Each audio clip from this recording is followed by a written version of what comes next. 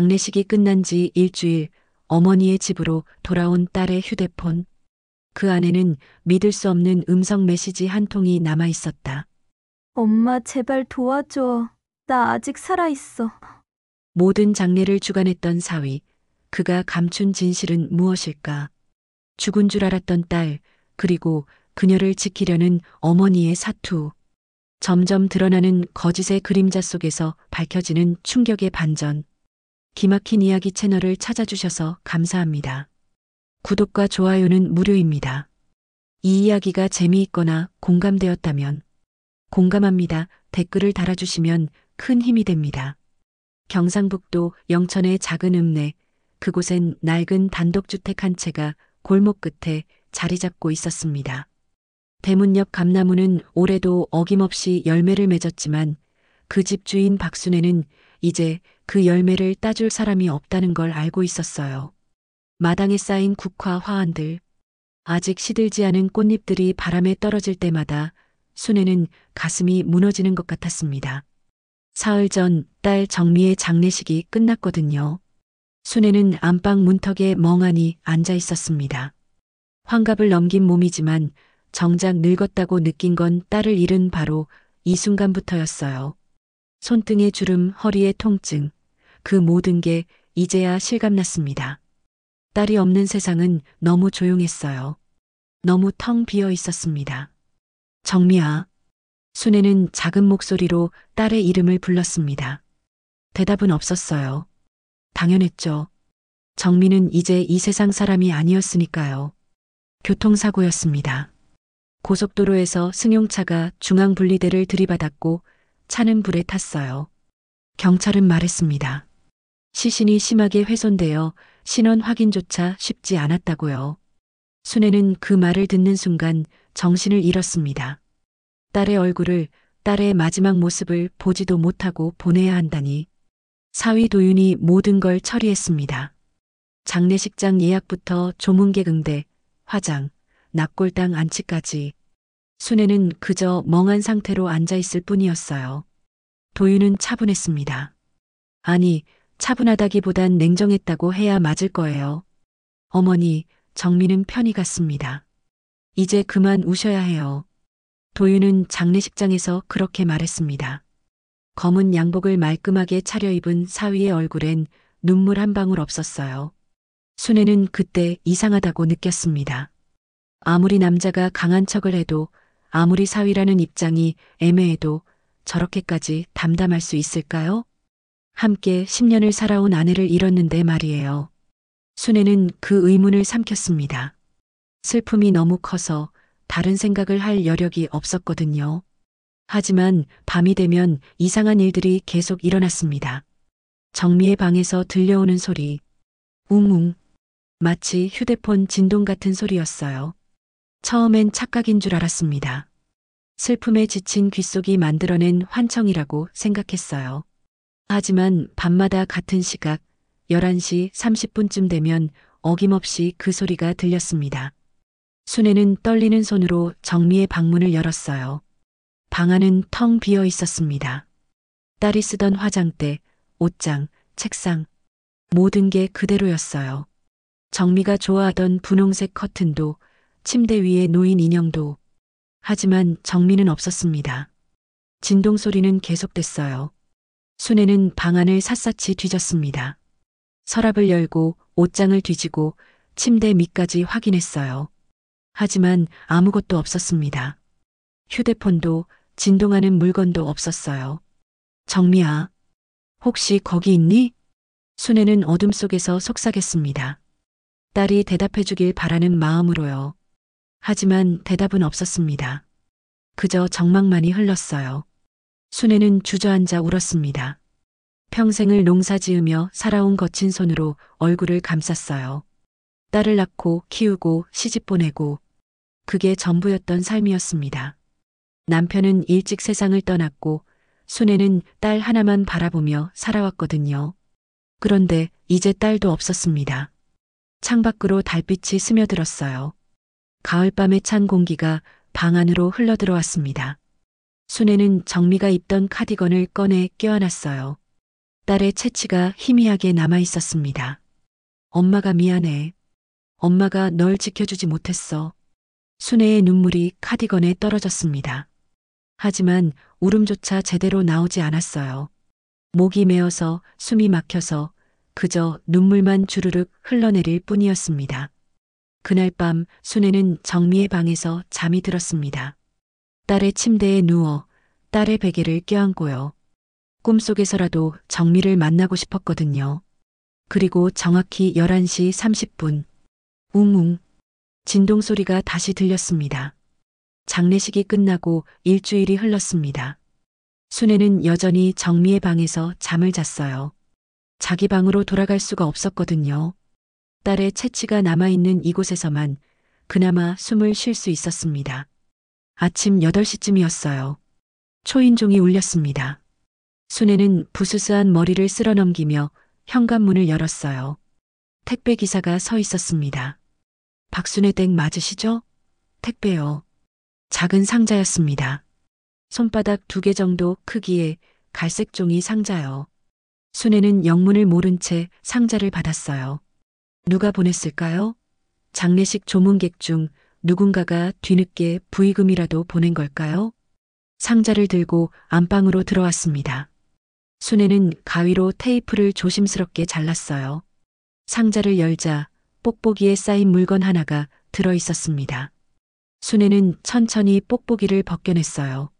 그리고 숨이 멎었습니다. 휴대폰이었습니다. 정미의 휴대폰. 분홍색 케이스에 작은 토끼 인형 장식이 달린 딸이 늘 들고 다니던 바로 그 휴대폰이었어요. 순애의 손이 떨렸습니다. 이게 어떻게 여기 있을 수 있죠? 정미는 사고로 죽었고 차는 전소됐는데요. 순애는 상자를 다시 확인했습니다. 송장에는 보낸 사람 이름이 없었어요. 무기명이라고만 적혀 있었습니다. 주소도 없었고 연락처도 없었어요. 대체 누가 이걸 보낸 걸까요? 순애는 휴대폰을 들어 살펴봤습니다. 전원은 꺼져 있었어요. 뒷면을 열어보니 심카드가 제거되어 있었습니다. 누군가 일부러 카드를 빼낸 거예요. 왜죠? 무슨 이유로요? 순애는 서랍에서 충전기를 꺼냈습니다. 정미가 쓰던 충전기였어요. 손때 묻은 하얀색 선을 휴대폰에 꽂았습니다. 떨리는 손 때문에 한 번에 꽂히지 않았어요. 세 번째 시도 끝에 겨우 연결됐습니다. 화면에 배터리 표시가 나타났어요. 순애는 가슴이 두근거렸습니다. 이상했어요. 왜 이렇게 떨리는 걸까요? 그냥 휴대폰일 뿐인데 왜 이렇게 무서운 걸까요? 충전이 되면서 화면이 켜졌습니다. 잠금 화면이 나타났어요. 정미가 찍은 사진이 배경이었습니다. 해변에서 웃고 있는 정미의 모습. 순애는 그 얼굴을 보며 눈물을 삼켰어요. 그런데 바로 그때였습니다. 화면에 알림이 하나 떴어요. 음성 메시지 1개. 순애의 심장이 쿵 내려앉았습니다. 음성 메시지요? 누가 언제 남긴 거죠? 순애는 잠금 화면을 풀려고 했습니다. 하지만 비밀번호를 몰랐어요. 딸의 비밀번호를 순애는 알 리가 없었거든요. 그런데 이상하게도 휴대폰이 저절로 열렸습니다. 비밀번호가 설정되어 있지 않았어요. 누군가 일부러 풀어놓은 것 같았습니다. 마치 순애가 보라고 들라고 만들어 놓은 것처럼요. 순애는 음성 메시지 앱을 열었습니다. 녹음 파일이 하나 있었어요. 날짜는 장례식 바로 전날이었습니다. 재생 시간은 13초. 순애는 떨리는 손가락으로 재생 버튼을 눌렀습니다. 스피커에서 소리가 흘러나왔어요. 엄마. 순애의 눈이 커졌습니다. 정미의 목소리였어요. 분명히 딸의 목소리였습니다. 제발 도와줘. 목소리가 떨리고 있었어요. 무언가에 겁먹은 것처럼, 무언가에 쫓기는 것처럼. 나 아직 살아있어. 쿵. 순애의 손에서 휴대폰이 떨어졌습니다. 바닥에 떨어진 휴대폰에서 음성 메시지는 계속 재생되고 있었어요. 하지만 더 이상 들리는 건 없었습니다. 그저 거친 숨소리와 멀리서 들리는 파도 소리 같은 것만. 순애는 주저앉았습니다. 살아있다고. 정미가 살아있다고. 온몸이 떨렸습니다. 머리가 하얘졌어요. 이게 무슨 일이죠? 정민은 죽었어요. 화장을 했고 납골당에 모셨어요. 그런데 살아있다고요? 순애는 휴대폰을 다시 집어들었습니다. 음성 메시지를 다시 재생했어요. 한 번, 두 번, 세 번. 계속해서 들었습니다. 들을 때마다 확신이 들었어요. 이건 정미의 목소리가 맞았습니다. 엄마가 딸의 목소리를 모를 리 없잖아요. 그렇다면 이건 무엇을 의미하는 걸까요? 순애는 벌떡 일어났습니다. 거실로 나가 전화기를 집어들었어요. 사위 도윤에게 전화를 걸었습니다. 신호음이 길게 울렸어요. 여보세요? 도윤의 목소리였습니다. 평소처럼 차분했어요. 도윤아, 나 어머니야. 네, 어머니. 무슨 일이세요? 순애는 말을 꺼내려다 멈췄습니다. 이걸 어떻게 설명해야 할까요? 죽은 딸의 휴대폰이 집에 왔다고? 그 안에 살아있다는 음성이 있다고? 저기, 도윤아. 정미 휴대폰 말이야. 휴대폰이요? 도윤의 목소리가 약간 높아졌어요. 아주 미세하게요. 응. 혹시 내가 가지고 있니? 아니요. 사고 현장에서 찾지 못했어요. 아마 불에 탔을 거예요. 도윤의 대답은 너무 빨랐습니다. 마치 미리 준비한 것처럼요. 순애는 휴대폰을 쥔 손에 힘을 주었습니다. 그래. 그렇구나. 왜요, 어머니? 무슨 일 있으세요? 아니야. 그냥 문득 궁금해서. 순애는 전화를 끊었습니다. 가슴이 두근거렸어요. 뭔가 이상했습니다. 도윤의 목소리, 도윤의 반응, 모든 게 이상했어요. 순애는 다시 정미의 휴대폰을 들여다봤습니다. 화면 속 딸의 얼굴이 웃고 있었어요. 하지만 그 웃음이 이제는 슬프게 보였습니다. 정미야, 엄마가 찾을게. 내가 어디 있든 엄마가 꼭 찾아낼 거야. 순애는 휴대폰을 꼭 껴안았습니다. 딸은 죽지 않았어요. 누군가 이 모든 걸 꾸민 거예요. 누군가 정미를 죽은 사람으로 만들고 장례까지 치르게 한 거예요. 그게 누구든 순애는 반드시 찾아낼 것입니다. 순애는 밤새 잠을 이루지 못했습니다. 정미의 음성이 귓가에 맴돌았거든요. 나 아직 살아있어. 그 말이 계속 반복됐어요. 순애는 이불을 뒤집어 쓰고 울었습니다. 딸이 살아있다는 게 기쁜 건지 무서운 건지 알 수가 없었어요. 동이 트자마자 순애는 일어났습니다. 거실 서랍에서 장례식 때 찍은 사진들을 꺼냈어요. 도윤이 인화해서 준 사진들이었습니다. 영정 사진 앞에서 절하는 조문객들, 검은 옷을 입은 유가족들, 눈물 흘리는 친척들. 순애는 사진을 한 장 한 장 들여다봤습니다. 그러다 한 장면에서 멈췄어요. 도윤의 옆에 서 있는 여자였습니다. 30 중반쯤 되어 보이는 단정한 검은색 원피스를 입은 여인이요. 얼굴은 반쯤 가려져 있었지만 도윤의 팔을 붙잡고 우는 모습이 선명했어요. 순애는 눈을 가늘게 떴습니다. 저 여자는 누구죠? 장례식장에서 본 기억이 희미하게 났습니다. 도윤 옆에서 계속 눈물을 닦던 여자요. 친척인가 싶었는데 그처럼 친밀하게 도윤 곁에 붙어 있었던가요? 순애는 사진을 자세히 봤습니다. 여자의 손이 도윤의 팔을 감싸고 있었어요. 그냥 의지하는 정도가 아니었습니다. 뭔가 더 가까운, 더 익숙한 관계처럼 보였어요. 순애는 돋보기를 꺼내 사진 속 여자의 얼굴을 확대해 봤습니다. 목에 걸린 사원증이 보였어요. 글씨는 흐릿했지만 회사 이름이 희미하게 보였습니다. 도윤이 다니는 회사와 같은 로고였어요. 회사 사람이구나. 순애는 중얼거렸습니다. 그날 오후 순애는 읍내 도서관으로 갔습니다. 컴퓨터를 켜고 인터넷 검색을 시작했어요. 컴퓨터는 잘 다루지 못했지만 도서관 직원의 도움을 받아 겨우 검색창을 열었습니다. 도윤의 회사 이름을 쳤어요. 회사 홈페이지가 나왔습니다. 임직원 소개 페이지를 클릭했어요.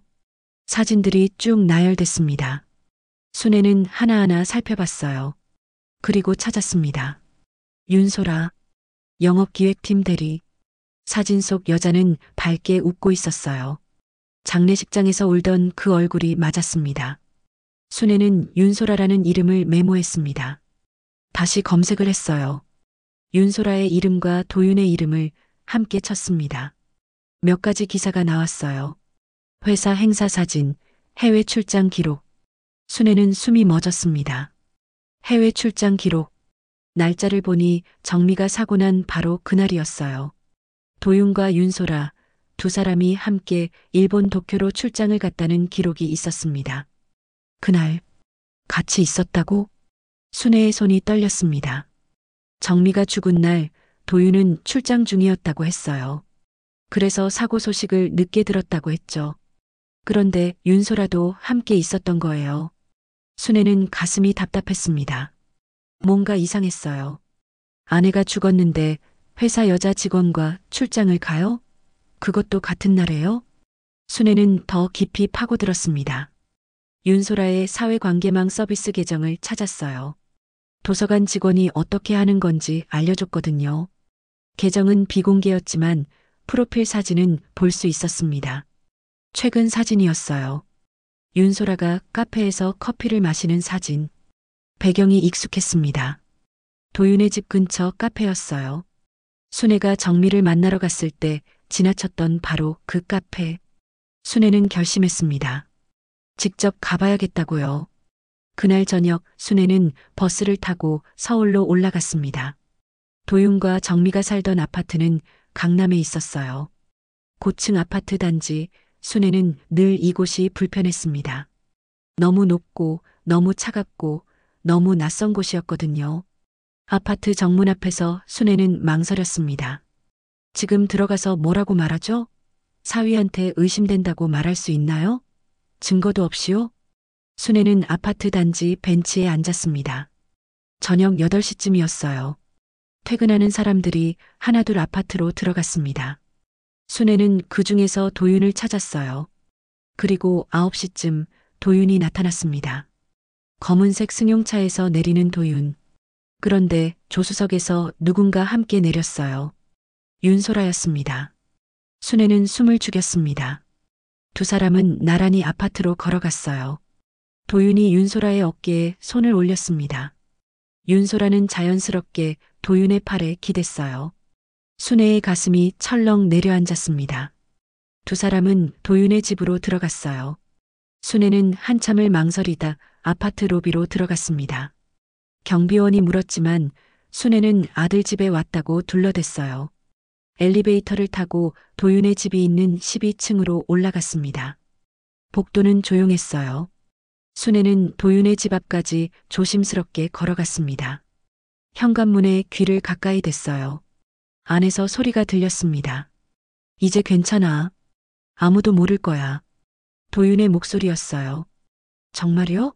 어머니가 눈치챈 것 같던데. 윤소라의 목소리였습니다. 순애는 숨을 참았어요. 괜찮아. 정미는 없다고 생각해. 내가 잘만 입 다물면 우리 둘 다 살 수 있어. 쿵. 순애의 심장이 크게 요동쳤습니다. 정미는 없다고 생각하라고요? 입 다물면 살 수 있다고요? 순애는 뒷걸음질 쳤습니다. 다리에 힘이 풀렸어요. 벽에 기대서야 겨우 서 있을 수 있었습니다. 도윤이 뭔가 알고 있어요. 정미가 어디 있는지, 무슨 일이 있었는지 도윤이 다 알고 있는 거예요. 순애는 엘리베이터로 달려갔습니다. 로비로 내려와 밖으로 나왔어요. 찬 공기가 얼굴을 때렸습니다. 순애는 벤치에 주저앉아 휴대폰을 꺼냈어요. 경찰에 신고해야 했습니다. 하지만 손가락이 움직이지 않았어요. 순애는 생각했습니다. 도윤을 신고하면 어떻게 되죠? 사위가 경찰에 잡혀가요. 그럼 정미의 아들은요? 겨우 5살인 손주는 아빠를 잃게 되는 거예요. 게다가 증거가 있나요? 음성 메시지 하나, 방금 들은 대화 한마디. 그게 전부예요. 경찰이 믿어줄까요? 순애는 휴대폰을 쥔 손에 힘을 주었습니다. 안 돼. 아직은 안 돼. 순애는 중얼거렸습니다. 일단 더 알아봐야 했어요. 정미가 정말 어디 있는지, 도윤이 정확히 무엇을 한 건지 확실한 증거를 잡아야 했습니다. 순애는 일어났습니다. 버스 정류장으로 걸어가며 다짐했어요. 정미야, 엄마가 반드시 찾을 거야. 조금만 기다려. 엄마가 꼭 구해줄게. 밤하늘에 별이 떠 있었습니다. 차가운 가을바람이 순애의 뺨을 스쳤어요. 순애는 영천으로 돌아왔습니다. 하지만 집에만 있을 수 없었어요. 도윤의 그 말이 계속 귓가에 맴돌았거든요. 정미는 없다고 생각해. 대체 무슨 뜻일까요? 정미를 어디에 숨긴 걸까요? 순애는 읍내 파출소로 갔습니다. 오래된 건물, 시멘트 바닥이 닳아서 반질반질했어요. 순애는 민원실 문을 두드렸습니다. 저기, 실례합니다. 책상에 앉아있던 형사가 고개를 들었어요. 50대 중반쯤 되어 보이는 인상이 온화한 남자였습니다. 어르신, 무슨 일이세요? 딸이 교통사고로 죽었는데요. 순애의 목소리가 떨렸습니다. 형사는 순애를 의자에 앉혔어요. 물을 한 잔 따라주고 천천히 이야기를 들었습니다. 순애는 처음부터 끝까지 털어놨어요. 택배로 온 휴대폰, 음성 메시지, 도윤과 윤소라의 관계, 그날 밤 들은 대화까지. 형사는 심각한 표정으로 고개를 끄덕였습니다. 제 이름은 오성훈입니다. 여기서 15년째 근무하고 있어요. 오 형사는 명함을 건넸어요. 어르신, 일단 교통사고 기록부터 확인해 봐야겠습니다. 며칠만 시간을 주세요. 순애는 오 형사의 손을 꽉 잡았습니다. 형사님, 제 딸 살아있어요. 제발 찾아주세요. 최선을 다하겠습니다. 오 형사의 목소리는 차분했지만 눈빛은 진지했어요. 사흘이 지났습니다. 오 형사에게서 연락이 왔어요. 파출소로 오라는 정갈이었습니다. 순애는 급하게 옷을 갈아입고 달려갔어요. 오 형사는 노트북을 켜놓고 있었습니다. 어르신, 앉으세요. 보여드릴 게 있습니다. 화면에는 블랙박스 영상이 재생되고 있었어요. 밤길, 가로등이 깜빡이는 고속도로. 차 안에서 찍힌 영상이었습니다. 이게 사고 당일 블랙박스 영상입니다. 경찰서에 보관 중이던 건데 제가 협조를 구해서 받아왔어요. 순애는 숨을 죽이고 화면을 봤습니다. 운전석에 누군가 앉아 있었어요. 검은색 모자를 쓴 여자였습니다. 얼굴은 보이지 않았지만 체격으로 봐서 여자가 확실했어요. 조수석에는 정미가 앉아 있었습니다. 정미야. 순애의 입에서 신음이 새어나왔습니다. 화면 속 정미는 눈을 감고 있었어요. 의식이 없는 것처럼 보였습니다. 고개가 옆으로 기울어져 있었어요. 차는 빠르게 달리고 있었습니다. 고속도로를 벗어나 산길로 접어들었어요. 가로등도 없는 깜깜한 길이었습니다. 여기가 사고 지점입니다. 오 형사가 화면을 가리켰어요. 절벽이 나타났습니다. 차는 그쪽으로 방향을 틀었어요. 그런데 바로 그 순간이었습니다. 운전석 문이 열렸어요. 모자 쓴 여자가 차에서 뛰어내렸습니다. 구르듯 바닥에 떨어지는 모습이 보였어요. 그리고 차는 그대로 절벽 아래로 떨어졌습니다. 쿵! 영상이 끊겼습니다. 순애는 입을 막았어요. 비명을 삼키느라 온몸이 떨렸습니다. 저 여자가 일부러. 그렇습니다. 오 형사는 화면을 멈췄어요. 이건 사고가 아니라 연출된 사건입니다. 누군가 고의로 차를 절벽으로 몰았어요. 그리고 마지막 순간에 탈출했습니다. 순애는 주먹을 쥐었습니다. 저 여자가 누군지 알아요? 모자 때문에 얼굴이 안 보입니다. 하지만 오 형사는 영상을 되돌렸어요. 여자가 차에서 내리는 순간을 확대했습니다. 손목에 뭔가 보이죠? 순애는 화면을 들여다봤습니다. 여자의 손목에 팔찌가 보였어요. 금색 팔찌, 작은 하트 모양 장식이 달린. 저거, 순애는 기억했습니다. 윤소라였어요. 장례식장에서 본 윤소라가 바로 그 팔찌를 하고 있었거든요. 저 여자 이름은 윤소라예요. 우리 사위 회사 동료입니다. 오 형사는 메모했어요. 차량은 누구 명이죠? 사위, 최도윤이요. 순애의 목소리가 떨렸습니다. 오 형사는 심각한 표정을 지었어요. 어르신, 이건 살인 미수입니다. 아니, 살인 계획일 수도 있어요. 정식으로 고소하셔야 합니다. 그런데 형사님, 순애는 망설였습니다. 정미가 정말 죽은 게 맞나요? 제 딸, 정말 그 차 안에서 죽은 거예요? 오 형사는 잠시 침묵했습니다. 현장에서 시신이 발견됐습니다. 신원 확인은 DNA 검사로 했다고 되어 있어요. 그럼 정미가 죽은 게 확실하단 거예요? 서류상으론 그렇습니다. 오 형사는 조심스럽게 말했어요. 하지만 어르신이 받은 음성 메시지, 그건 설명이 안 됩니다. 죽은 사람이 메시지를 남길 순 없으니까요. 순애는 고개를 떨궜습니다. 뭐가 진실인지 알 수가 없었어요. 정민은 죽었을까요? 살았을까요? 일단 고소장을 접수하겠습니다. 그리고 재수사를 요청할게요. 오 형사는 서류를 꺼냈어요. 순애는 떨리는 손으로 서류에 도장을 찍었습니다. 사위를 고소하는 도장이었어요. 하지만 선택의 여지가 없었습니다. 집으로 돌아온 건 저녁 8시쯤이었습니다. 현관문을 열고 들어서는데 발밑에 뭔가 깨진 게 있었어요. 유리 조각이었습니다. 순애는 안으로 들어갔습니다. 거실 창문이 깨져 있었어요. 바닥에는 주먹만 한 돌멩이가 떨어져 있었습니다. 순애는 돌을 집어들었어요. 종이가 감겨 있었습니다. 펼쳐보니 글씨가 적혀 있었어요. 그만 알아보세요. 순애의 손이 떨렸습니다. 그때 밖에서 인기척이 들렸어요. 순애는 현관으로 뛰어갔습니다. 대문 밖을 보니 누군가 멀어져가는 뒷모습이 보였어요. 누구세요? 순애가 소리쳤습니다. 그 사람이 잠깐 멈춰 섰어요. 고개를 돌리지는 않았지만 목소리가 들렸습니다. 그만 알아보세요, 어머니. 남자 목소리였습니다. 낯익은 목소리. 도윤이었어요. 순애는 그 자리에 얼어붙었습니다. 사위가 직접 와서 협박을 한 거예요. 도윤의 뒷모습이 어둠 속으로 사라졌습니다. 순애는 주저앉았어요. 다리에 힘이 풀렸습니다. 하느님, 이게 무슨 일입니까? 순애는 떨리는 손으로 휴대폰을 꺼냈습니다. 오 형사에게 전화를 걸어야 했어요. 하지만 손가락이 움직이지 않았습니다. 무서웠어요. 도윤이 여기까지 왔다는 게, 집을 알고 있다는 게, 협박을 한다는 게. 순애는 깨진 창문을 바라봤습니다. 찬바람이 안으로 불어왔어요. 정미야, 엄마가 무서워.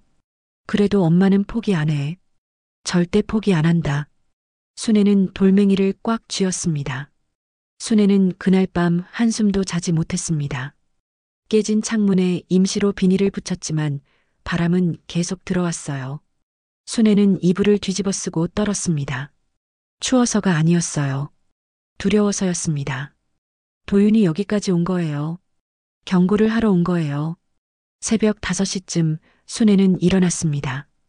오 형사에게 전화를 걸어야 한다고 생각했어요. 어젯밤 일을 말해야 했습니다. 도윤이 협박했다고, 위협했다고. 손에 휴대폰을 든 채 망설이고 있는데 현관문 두드리는 소리가 들렸습니다. 똑똑똑. 순애는 심장이 철렁 내려앉았어요. 누구죠? 이 새벽에 누가 찾아온 걸까요? 누구세요? 어머니, 접니다. 도윤이요. 도윤의 목소리였습니다. 순애는 숨이 막혔어요. 도윤이 다시 온 거예요. 이 새벽에 아무도 없는 이 시간에. 어머니, 문 좀 열어주세요. 할 말이 있습니다. 도윤의 목소리는 차분했어요. 하지만 그 차분함이 더 무서웠습니다. 순애는 떨리는 손으로 문을 열었어요. 도윤이 서 있었습니다. 검은색 점퍼를 입고 모자를 눌러 쓴 채였어요. 얼굴은 그늘에 가려져 잘 보이지 않았습니다. 들어와도 되겠습니까?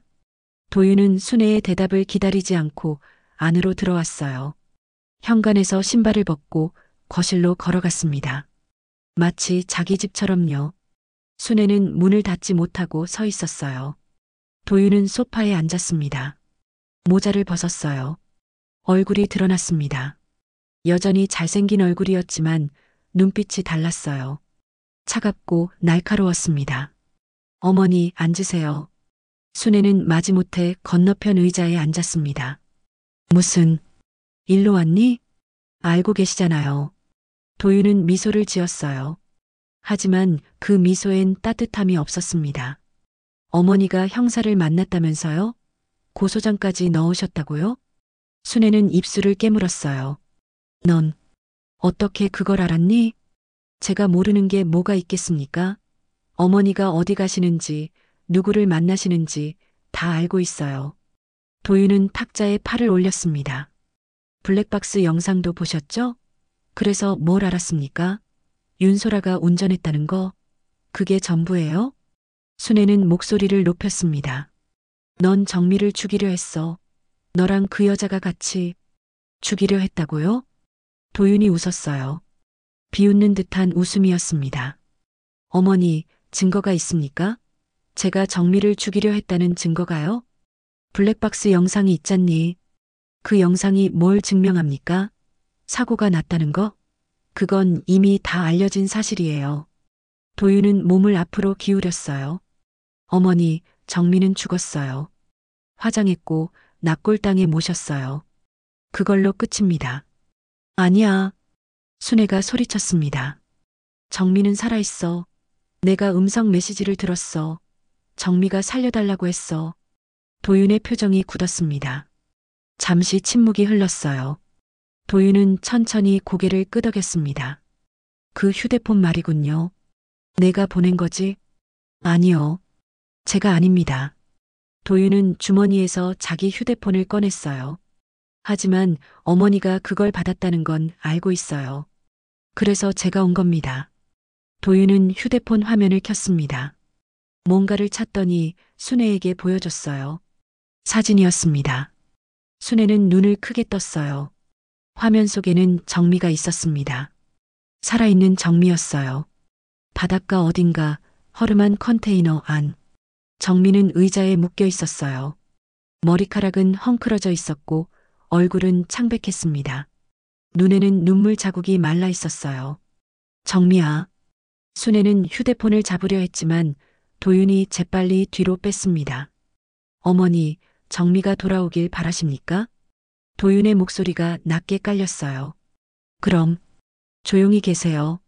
순애는 온몸이 얼어붙었습니다. 뭐라고?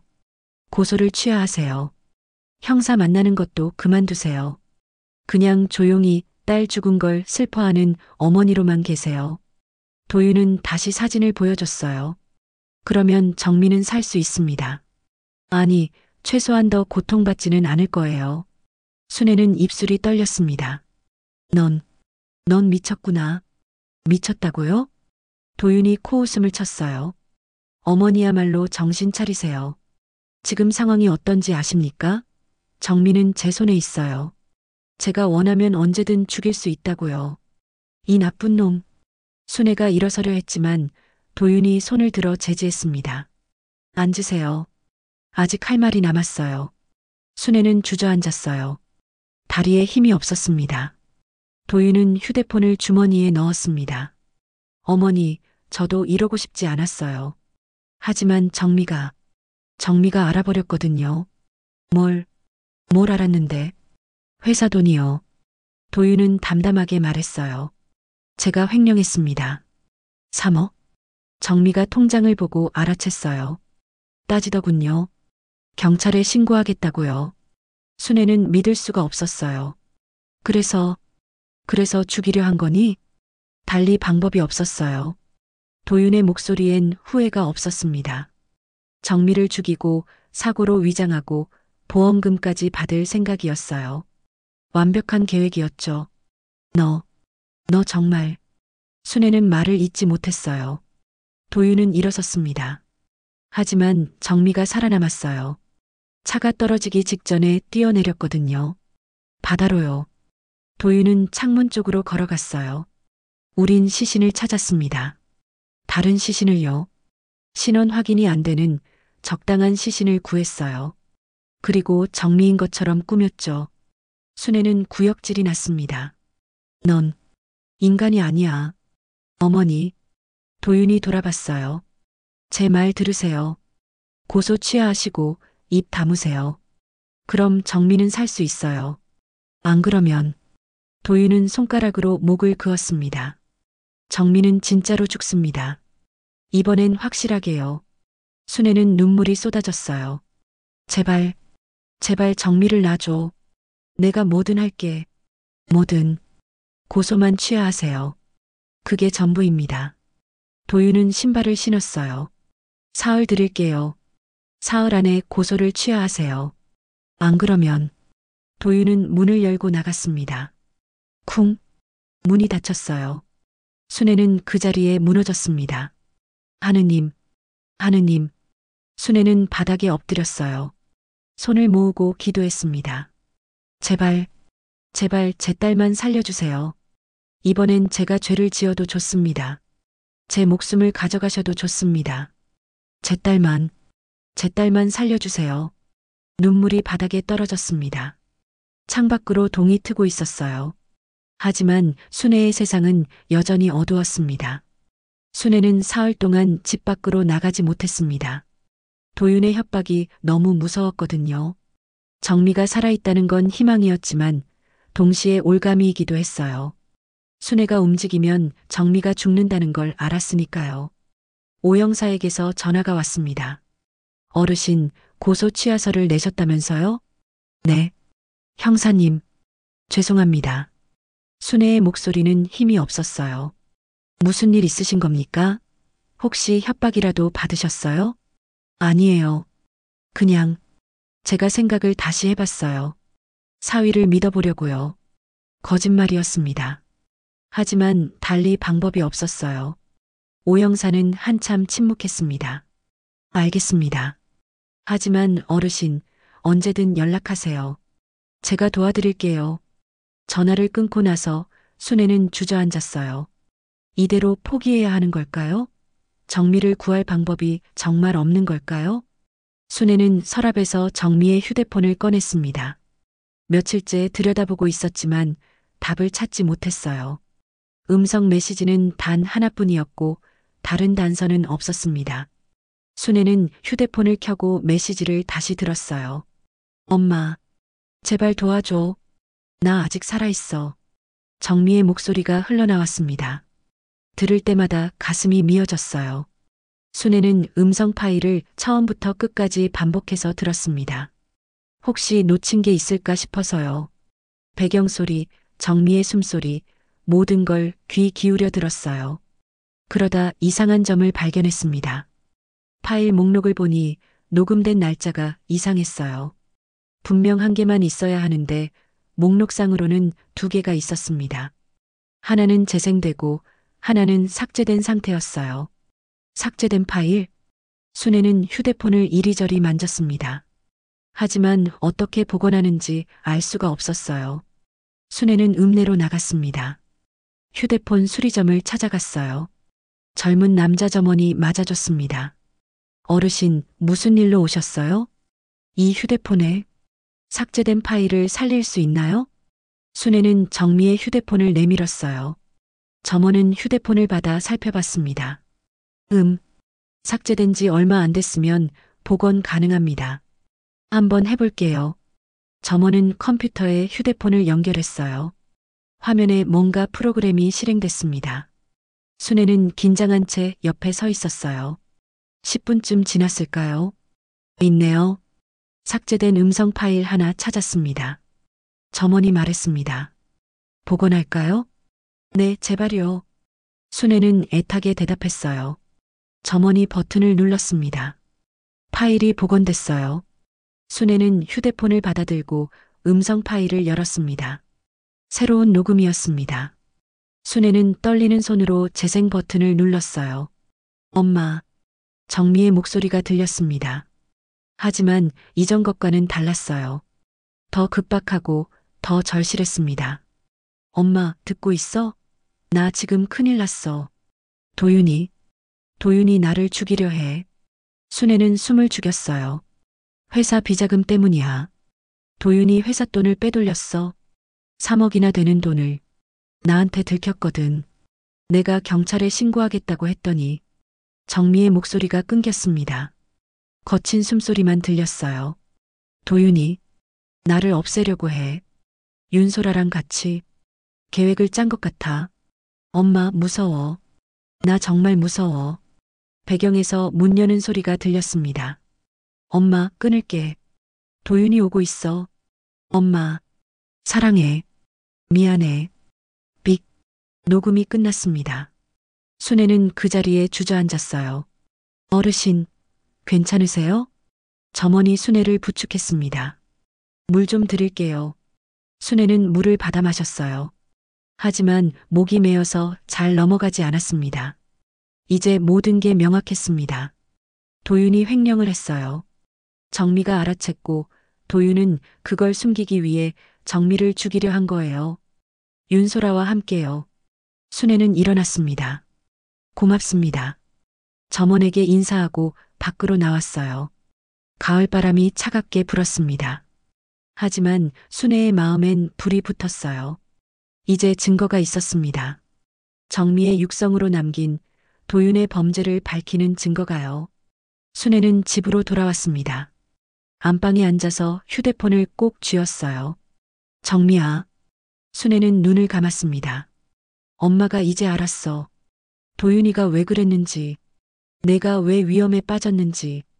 순애는 눈을 떴어요. 엄마가 구할게. 반드시 구할 거야. 순애는 결심했습니다. 도윤의 협박 따윈 이제 상관없었어요. 딸이 살아있다는 걸 알았고 딸이 어디 있는지도 대충 짐작이 갔습니다. 바닷가 어딘가 컨테이너 안. 순애는 오영사에게 전화를 걸었습니다. 형사님, 접니다. 순애예요. 어르신, 무슨 일이세요? 형사님, 제가 고소를 다시 하고 싶습니다. 그리고 증거를 찾았어요. 오영사의 목소리가 진지해졌어요. 증거요? 네. 정미가 남긴 음성 녹음이요. 도윤이 횡령한 것, 정미를 죽이려 한 것, 다 녹음되어 있어요. 지금 당장 파출소로 오시겠습니까? 네, 지금 갑니다. 순애는 전화를 끊고 외투를 입었어요. 거울을 봤습니다. 환갑을 넘긴 노인의 얼굴이 비쳤어요. 주름지고 지쳐 보이는 얼굴. 하지만 눈빛만큼은 달랐습니다. 이제 순애는 무섭지 않았어요. 도윤이 협박하든 위협하든 상관없었습니다. 딸을 구하는 것. 그게 전부였어요. 순애는 정미의 휴대폰을 가방에 넣었습니다. 정미야, 조금만 기다려. 엄마가 간다. 엄마가 꼭 데려올게. 순애는 집을 나섰습니다. 하늘은 흐렸지만 순애의 발걸음은 가벼웠어요. 이제 싸움이 시작되는 거예요. 엄마와 딸을 지키기 위한 진짜 싸움이요. 오영사는 순애가 가져온 음성 파일을 듣고 즉시 움직였습니다. 어르신, 이건 결정적인 증거입니다. 지금 당장 구조작전을 펼쳐야 해요. 파출소는 긴급하게 돌아갔어요. 오영사는 본서에 연락했고 기동대가 출동 준비를 시작했습니다. 순애는 초조하게 기다렸어요. 형사님, 정미가 있는 곳을 아세요? 사진 속 배경을 분석했습니다. 동해안 쪽 폐컨테이너 야적장일 가능성이 높아요. 지금 그쪽으로 가봐야 합니다. 오영사는 순애를 차에 태웠어요. 어르신도 함께 가시겠습니까? 당연하죠. 제 딸인데요. 순애의 목소리는 단호했습니다. 차는 고속도로를 달렸어요. 서울에서 동해안까지는 3시간 거리였습니다. 순애는 내내 창밖을 바라봤어요. 산이 지나가고 터널이 지나가고 바다가 보이기 시작했습니다. 해는 서쪽으로 기울고 있었어요. 저기입니다. 오영사가 앞을 가리켰어요. 바닷가 언덕 위에 녹슨 컨테이너들이 쌓여 있었습니다. 폐업한 물류 창고였어요. 사람의 손길이 끊긴 지 오래된 것 같았습니다. 차가 멈췄습니다. 기동대원들이 먼저 내렸어요. 방탄복을 입고 무전기를 든 채였습니다. 조심하세요. 용의자가 무기를 소지하고 있을 수 있습니다. 오영사의 지시가 떨어졌어요. 순애도 차에서 내렸습니다. 바닷바람이 세차게 불었어요. 짠 냄새가 코를 찔렀습니다. 어르신은 여기 계세요. 위험합니다. 오영사가 말했지만 순애는 고개를 저었어요. 안 됩니다. 제가 가야 해요. 정미가 엄마를 봐야 안심할 거예요. 오영사는 망설이다 고개를 끄덕였습니다. 그럼 제 뒤에 계세요. 절대 앞으로 나가시면 안 됩니다. 일행은 컨테이너 야적장으로 들어갔어요. 녹슨 철문이 삐걱거리며 열렸습니다. 안은 미로처럼 복잡했어요. 컨테이너들이 이리저리 쌓여 있었고 해가 지면서 그림자가 길게 드리워졌습니다. 기동대원들이 하나씩 컨테이너를 확인했어요. 1번 확인, 비어있음. 2번 확인, 비어있음. 무전기에서 보고가 이어졌습니다. 순애는 가슴이 조였어요. 정미가 정말 여기 있는 걸까요? 혹시 이미 다른 곳으로 옮긴 건 아닐까요? 그때였습니다. 오 형사님, 여기요. 멀리서 대원의 목소리가 들렸어요. 순애와 오 형사가 달려갔습니다. 야적장 가장 끝, 바다가 보이는 곳에 낡은 컨테이너 하나가 있었어요. 문에는 자물쇠가 채워져 있었습니다. 안에서 인기척이 들립니다. 대원이 귀를 문에 대고 말했어요. 순애는 심장이 터질 것 같았습니다. 정미야, 정미야. 순애가 컨테이너 문을 두드렸어요. 안에서 희미한 소리가 들렸습니다. 엄마. 순애는 그 자리에 무릎을 꿇었어요. 정미야, 엄마야, 엄마 왔어. 자물쇠를 끊으세요. 오 형사가 지시했습니다. 대원이 절단기를 가져왔어요. 불꽃이 튀면서 자물쇠가 끊어졌습니다. 문이 열렸습니다. 컨테이너 안은 어두웠어요. 하지만 구석에 누군가 웅크리고 있는 게 보였습니다. 정미. 순애가 안으로 뛰어들었어요. 정미였습니다. 창백한 얼굴, 마른 몸, 헝클어진 머리. 하지만 분명히 살아있는 정미였어요. 엄마. 정미가 고개를 들었습니다. 눈물이 볼을 타고 흘렀어요. 엄마. 정말 엄마야? 순애는 정미를 끌어안았습니다. 그래, 엄마야. 엄마 왔어. 이제 괜찮아. 두 사람은 부둥켜 안고 울었어요. 순애의 눈물이 정미의 어깨에 떨어졌고 정미의 눈물이 순애의 품에 젖었습니다. 어르신, 일단 밖으로 나오세요. 오 형사가 말했습니다. 순애는 정미를 부축해서 밖으로 나왔어요. 구급대원들이 달려와 정미를 살폈습니다. 탈수 증상이 있고 영양 결핍 상태입니다. 당장 병원으로 이송해야 해요. 빨리 모셔가세요. 오 형사가 지시했습니다. 바로 그때였습니다. 거기서 날카로운 목소리가 들렸어요. 모두가 돌아봤습니다.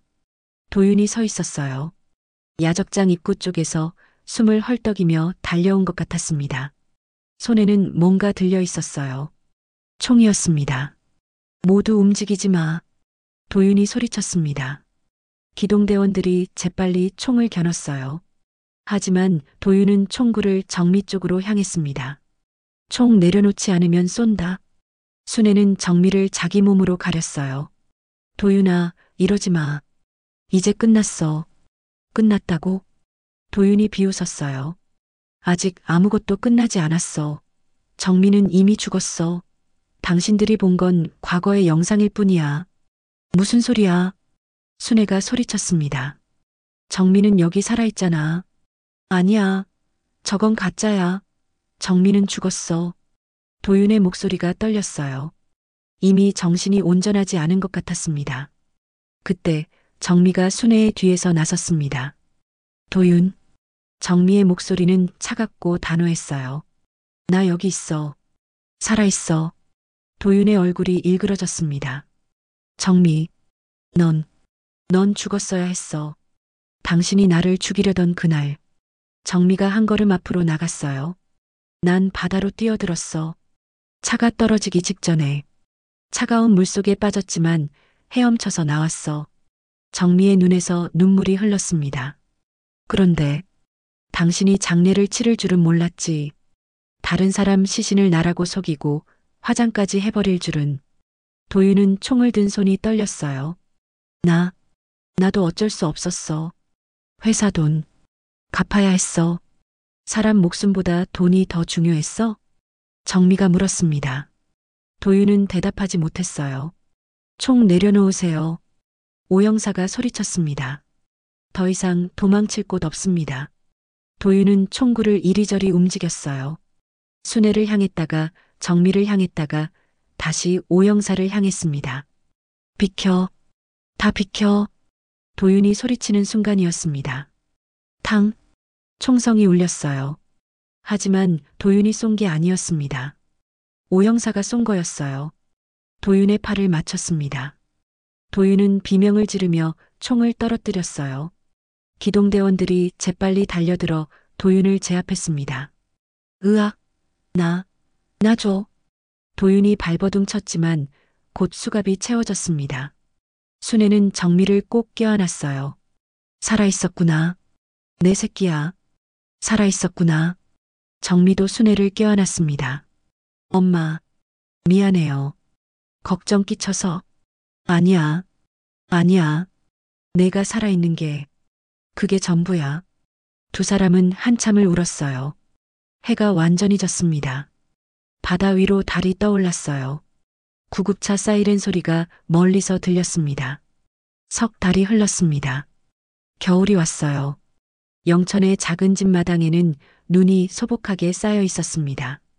감나무 가지에도 하얀 눈이 앉아 있었어요. 순애는 부엌에서 미역국을 끓이고 있었습니다. 정미가 좋아하는 음식이었거든요.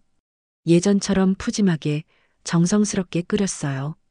엄마, 제가 도와드릴게요. 뒤에서 정미의 목소리가 들렸습니다. 순애는 고개를 돌렸어요. 정미가 부엌 문턱에 서 있었습니다. 예전보다 훨씬 여유였지만 얼굴엔 생기가 돌았어요. 석 달 전 컨테이너에서 구조됐을 때의 창백한 모습은 이제 찾아볼 수 없었습니다. 아니야, 넌 쉬어. 아직 다 나은 게 아니잖니. 엄마, 전 이제 괜찮아요. 의사 선생님도 많이 좋아졌다고 하셨어요. 정미는 순애 옆에 섰습니다. 국자를 받아들고 국을 저었어요. 순애는 딸의 옆모습을 봤습니다. 살아있는 딸. 숨쉬고 웃고 말하는 딸. 아직도 꿈만 같았어요. 정미야. 네, 엄마. 엄마가 너무 늦게 찾아간 거 아니니? 순애의 목소리가 떨렸습니다. 만약 엄마가 더 빨리 알아챘다면 내가 그렇게 고생하지 않았을 텐데. 정미는 국자를 내려놓았어요. 순애의 손을 잡았습니다. 엄마, 아니에요. 엄마가 아니었으면 전 진짜로 죽었을 거예요. 정미의 눈에 눈물이 맺혔어요. 도윤은 저를 죽일 생각이었어요.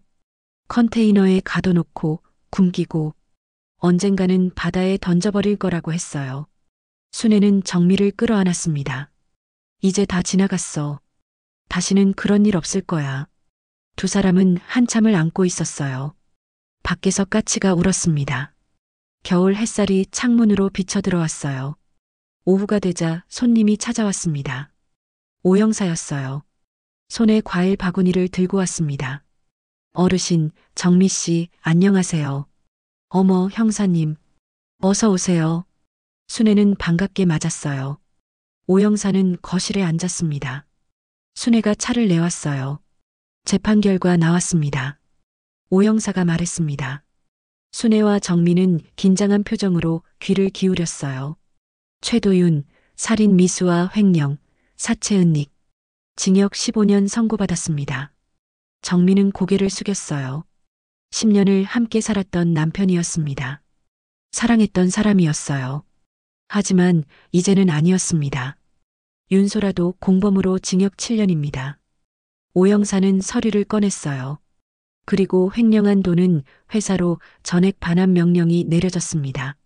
순애는 고개를 끄덕였습니다. 수고하셨어요, 형사님. 형사님 아니었으면 저희가 어떻게 됐을지 당연한 일 했을 뿐입니다. 오영사는 차를 한 모금 마셨어요. 정미 씨, 앞으로 계획은 어떻게 되세요?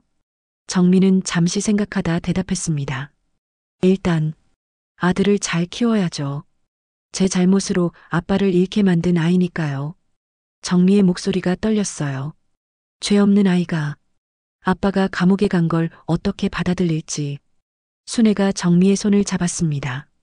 엄마가 있잖니. 우리 같이 키우자. 할머니랑 엄마 둘이서. 정미는 고개를 끄덕였어요. 오영사는 일어났습니다. 그럼 저는 이만 가보겠습니다. 언제든 필요하시면 연락하세요. 정말 고마워요, 형사님.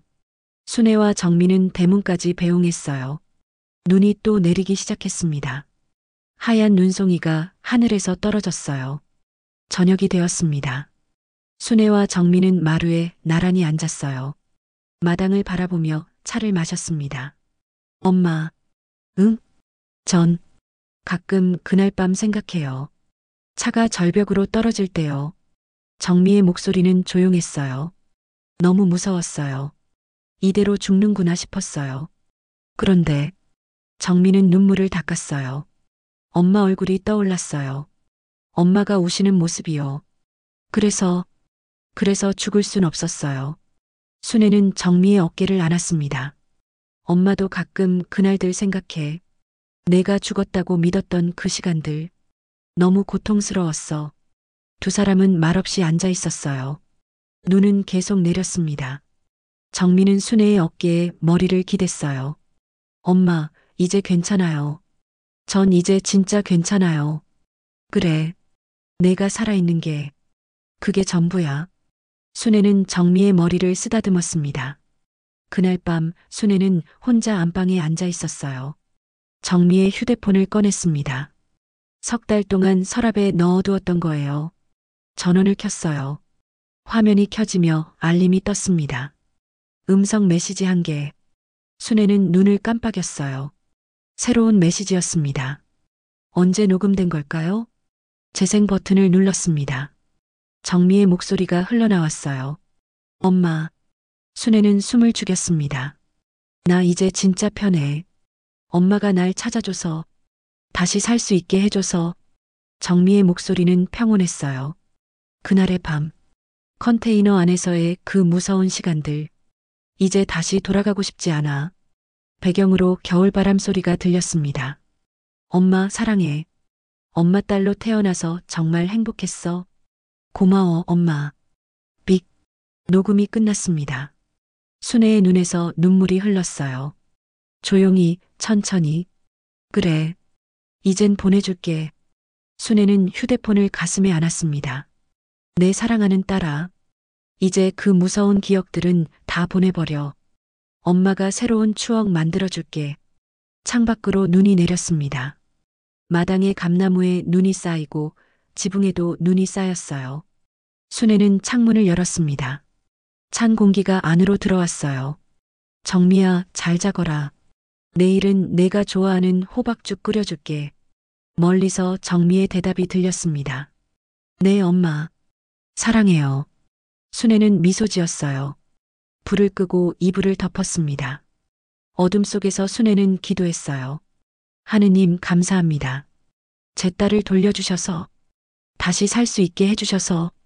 밤은 깊어갔습니다. 하지만 순애의 마음은 따뜻했어요.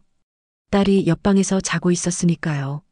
살아서 숨쉬며 내일을 꿈꾸고 있었으니까요. 그것으로 충분했습니다.